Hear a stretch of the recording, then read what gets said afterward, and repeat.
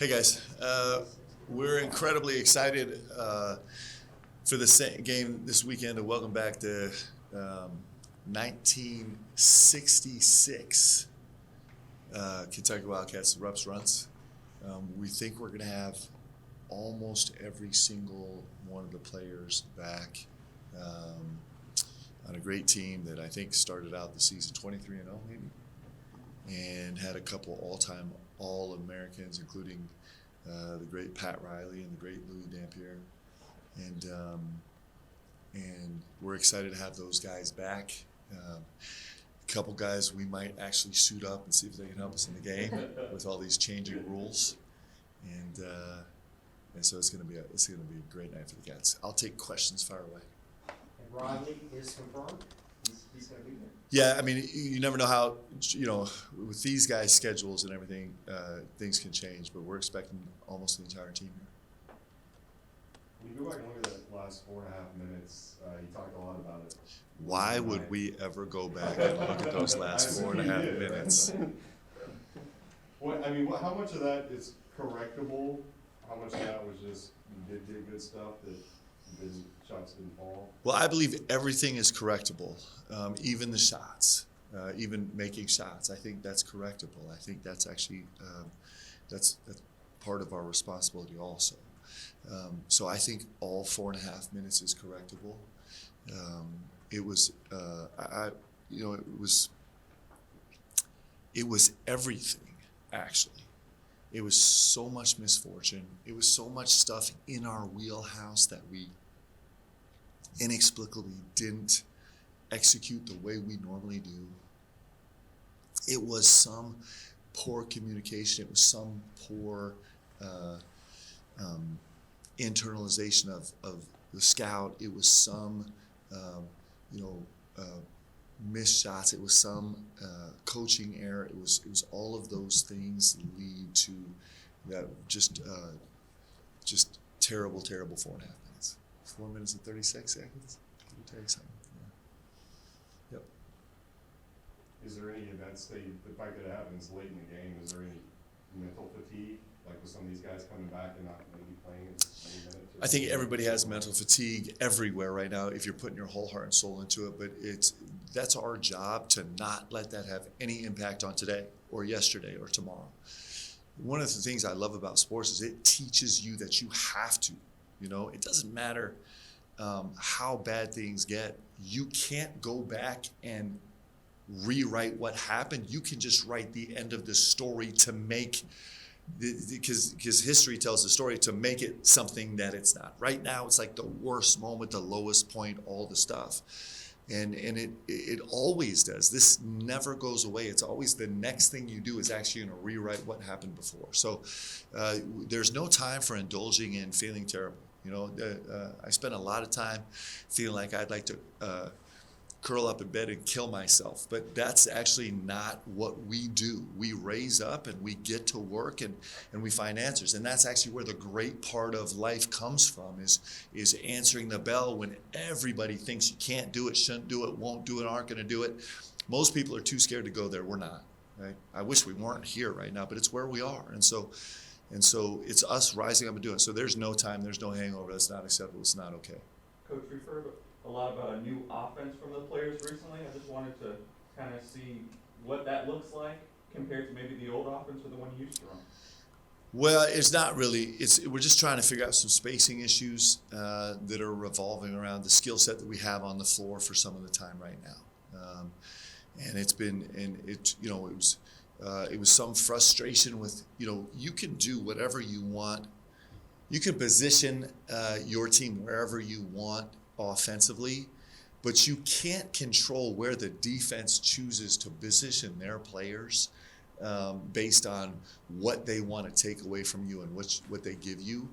And so there is part of every defensive game plan is going to say, we'll live with that, we'll live with this, we'll live whatever. And you do that based on kind of what scares you about offensive team you're facing. So we're trying different ways to manufacture some gravity on the floor and do the best we can. It's we knew that it was going to be really ugly going into it, but we knew it was something we needed to do, and it's going to continue to evolve. I think this is I can't tell if this is inspiring or discouraging, but we actually were at a 1.05 shot quality against Missouri, which is our highest shot quality of any of our high major games. And the reason that's exciting is because it shows progress. The reason why it's not exciting is because it sure didn't feel like that. And that's part of the the revamped way to kind of earn space and gravity that we're trying to work through right now. And we haven't arrived on a final answer, clearly, because we're not getting the result we need.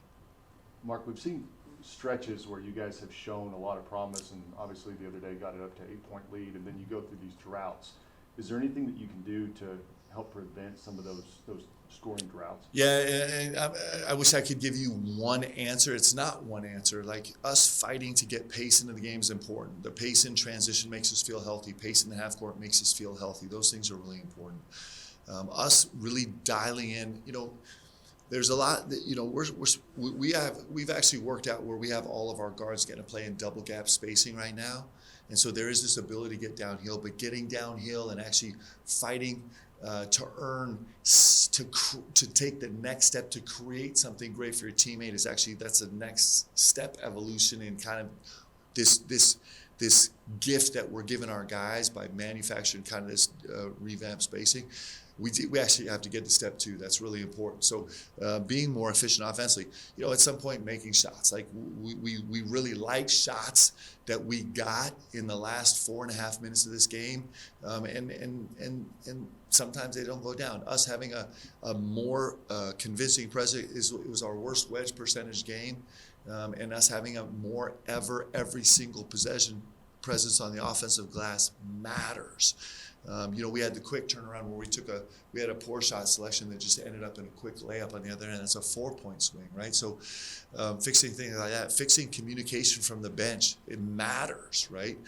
Fixing the way that, I lead these guys in the moment matters, all those things. So there's not a one, fix everything answer, just like there isn't in everything in life, but all those things are important.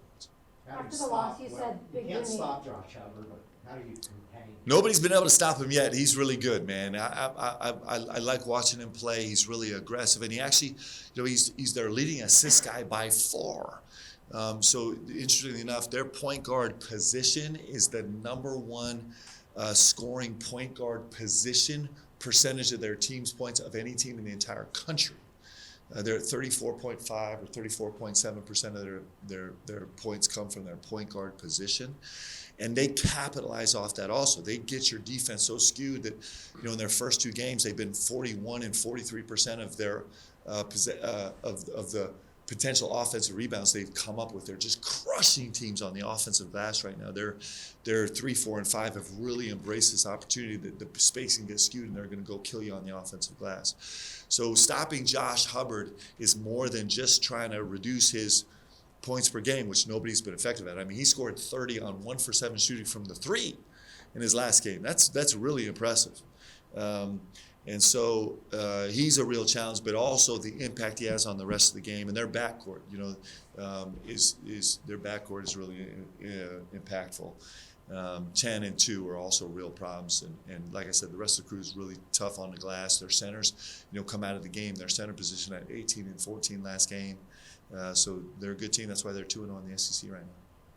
After the loss, you told BBN they're entitled to feel however they need to feel about the product they're seeing under the lights. Obviously, you spend a lot more time with this team in the locker room, at practice. What are you seeing that's hopeful about this group that is just not translating yet? It's hopeful.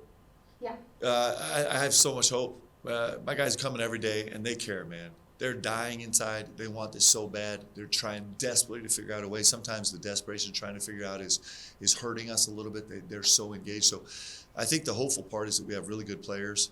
I think that they're fully committed, and I think that we'll get where we're trying to go. We're in the messy middle right now, and it's really messy, and it's what it is. But I got so much hope. I have so much confidence. That's why I walk in here with a smile on my face every day. Mark, does Hubbard's game remind you of anyone that you've seen? Hubbard, does this game Oh. remind you of any other player that Ooh. whether you face one? Um, Does the style remind you of someone? You know what? He is. I don't know if there's anybody I would call to mind to do a comp on him right away. He's just a complete player. In fact, you know, I'll give him some real credit. You know, we had guys comparing him to an elite, especially in this Oklahoma game they just played. I had some comps on him defensively that I'm not going to mention right now because it might think I'm crazy, but like talking about his effort and energy on the defensive end.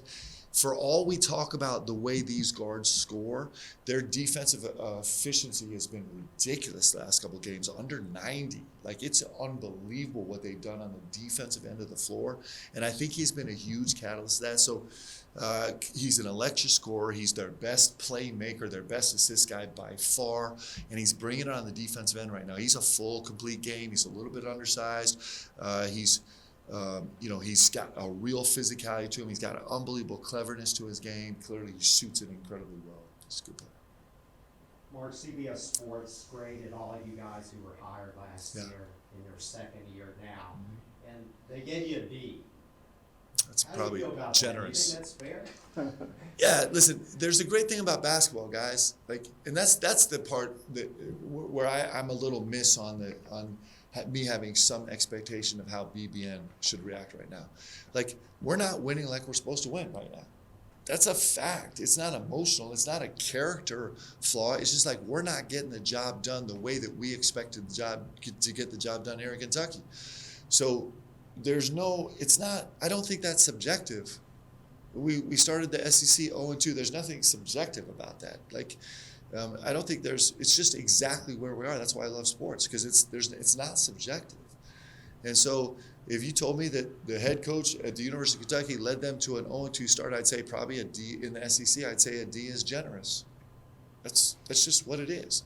And, you know, if we run off the next 6, then I'd be like, you know, maybe I'd move them up to a D+, because Kentucky shouldn't be 6-2. That's just, it's not emotional. It's like, we have a job to do, and you just do your job or you don't. It's not, and I love gymnastics. Like, I love watching gymnastics, but we don't sit here and argue about the scores that people are giving. Like, you earn a score. We played Missouri head-to-head, and the final score of the game was us a loss. So there's a ton of emotion in the game. You know, there was a point in the game against Missouri where I was close to acting out in a physical way, which I'm glad I restrained myself towards a couple of individuals. But there's a ton of emotion surrounding it, but there's not in the outcome. There's not in the grades, right? The grades is whatever, but the outcome is like, we're 0-2 an SEC play, and I'm the leader of this program, and that's exactly what it is. What's fun is that at Kentucky, more than anyone else, we're going to talk about it 24/7 and postulate it because we care so much. So that's where all those conversations come in. But it's just, we're exactly where we are. And I actually don't want to run from it, because the end of the story is so good, but it's not going to be so good if we don't get to talk about being 0-2 at the start of the SEC. That's why it's great, you know? Like, most people want to run from the messy middle of the deal, man. I'm not. Like, let's dig in and let's go. That's how special stories happen. With Jake, it seemed like he was getting a lot of kind of one-on-one looks in that St. John's game, and then after that, guys have just been completely running lots of bodies at him. What can you do? What can his teammates do to maybe get him in better situations, or get the team in better situations when that happens? Yeah, I mean, there's a feel, guys. There's an evolutionary feel. Like, JQ is playing in 3 games. Is that right? 3, 4. And so, like, there's a part of figuring out, you know, really where he had his biggest impact on the game in St. John's was on the offensive glass. And in St. John's, I think we're at like 45% offensive rebound percentage. So that's where his biggest impact was. He did have an unbelievable isolation trail 5 from the top, which he's had some really good isolation looks. He'll get 1 or 2 or 3 of those a game. That's just part of his game. You know, he'll get some work from the high post as he gets more and more comfortable with it. But right now, before we like dig in out and exploring all the different ways we can buy unique possessions for JQ. I want him to actually have just a couple reps to actually just feel us. And what makes that more complicated is we're trying to understand us as a whole right now too. He's not walking into a finished product where we're just trying to slide him in. We're evolving this. Got one more. I got, this one's out of left field, but there is a bill filed in the Kentucky State House this week that would require, if passed, Kentucky and Louisville to play every year, which you already do. Yeah. And then Kentucky and Louisville to schedule at least 2 other in-state opponents every year, like Yep. an EKU Western, whatever. Have you heard of that, and where do you stand on it? I would be against that right now unless you, what is the right word? Addendum, how do you add on? What do you add to? Amendment. Unless they amend it to get us to, the NCAA to give us 40 games. Amend it to give us 40 games. I'll play 3 in-state games. Like, let's go. But right now, I think at the end of the day, it hurts the potential product. I think it hurts the potential fan experience. It hurts the potential growth. If you think about that means at this point it gets super complicated managing that for sure. Mark, go about Pat Riley. Anybody you ever got to know over the years, whether in the NBA or with type of connection? So yeah, I had an experience with Pat Riley. I've had a few. Now we haven't spoken very much. I did get a chance to speak with him a couple months ago, and he's just like the most. He's iconic. I mean, we know him here at Kentucky as one of the all-time greats at Kentucky, but in the history of basketball as a whole, in the NBA life, he is iconic, right? I mean, Pat Riley is a name that is like reverberates. Everybody knows what that means. Everybody sees the Showtime Lakers. Everybody sees the gritty New York Knicks teams and the flashy Miami teams, right? And what he's done now as a GM and a president and owner and whatever position he has there right now. So his impact on the game of basketball has been so incredible. My one experience with Coach Riley was we were finishing shoot around and Miami was coming in. I can't remember if it was home. I can't remember what team I was in. But there was somebody on the team that I was kind of friendly with, and so I was kind of talking to him, like we were laughing a little bit, and then I looked over, and Riles was standing in the tunnel, and he was peering at me like eyes were ripping a hole right through me, so I got off the court right away, like he didn't joke around, right? He's been just one of the great leaders in this game, and he's obviously represented the University of Kentucky in a magnificent way, and we're blessed to have him. Mark, how do you, with Jasper and Yelovich, some of the guys that kind of feel you moving toward the back end of the rotation, what was your message to them, kind of keep that confidence high to be ready when the moment comes? Listen, if there's anything we're learning, it's that our roster is going to be fluid, right? In terms of like how we're trying to find answers to this deal. So those guys are one practice, one moment, away from like having the whole weight of the world on their shoulders, and that's the way this works. Actually, that's the great thing. And so, true as true can be that the only thing that matters is you're starving to get better every single day and focus on getting better every single day. And both those guys are incredible young men. All the guys that are having a little bit of limited time in this little window right now, they're all unbelievable hard workers. They're all super focused. Trent's already been through it. I think Trent went from not playing any games to jumping right in the starting lineup to going to not. They've already experienced that, and so they know. Like this, we got a boatload of season to go, and there will continue to be changes as we transform and evolve. And so it's the thing that matters is that they're ready to take on all the pressure when it comes. Thanks, everybody. Thanks, guys.